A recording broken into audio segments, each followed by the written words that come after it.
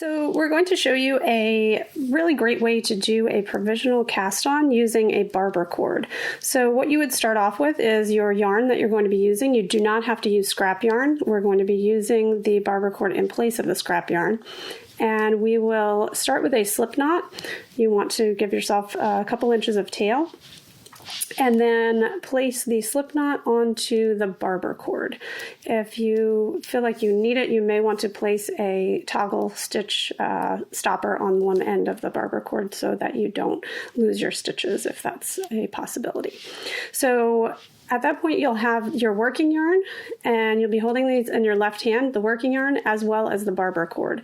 So you're going to place the working yarn around your index finger like you normally would for a regular cast on, and then you'll hold the Barber cord with your remaining fingers and thumb.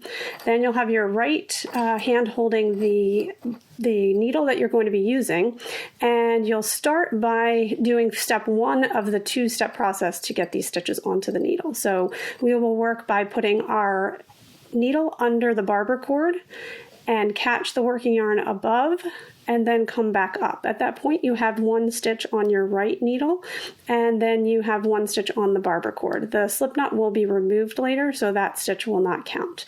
So the second step is to do a yarn over. And those are your two steps that you will repeat until you have the amount of stitches that are required for your project. So this has 2 stitches, and we will continue by going under the Barber cord, over the working yarn, come back up, and then a yarn over. We now have 4 stitches, under, over, come back up, yarn over, under, over, come back up, yarn over. I like to keep my right index finger on whatever the last stitch is and hold that in place as I get my new stitches. Under, over, and back up. So at the point when you have enough stitches, you can either, if you are working in the round, you could continue to cast on until you have enough to join. If you are working flat, you would simply turn your needle around, and you are ready to actually begin working the stitches on the needle. The stitches on the Barber cord will just remain there until you're ready to use them, and at that point you can place a double-pointed needle in the tip of the Barber cord in order to work off of it. So there's no need to get stitches back onto anything else. This process can also be done onto an interchangeable cord. I find it a little bit easier to work with the Barber cord because it's flexible and it's lightweight and it doesn't twist or anything. So that's usually my preferred method.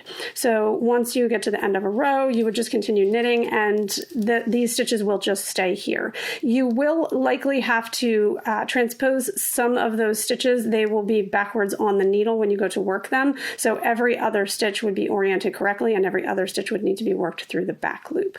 But that's something that if the pattern requires it, you can turn it around. If you're working on something that doesn't have any orientation of the stitch being necessary, then you wouldn't have to worry about that. But if you do it this way, then you can also block your piece with the Barber cord in there. And then when you go to Kitchener or whatever it is that you're doing with these stitches, some sort of a 3-needle bind off or something, then they'll be ready and waiting for you to work them.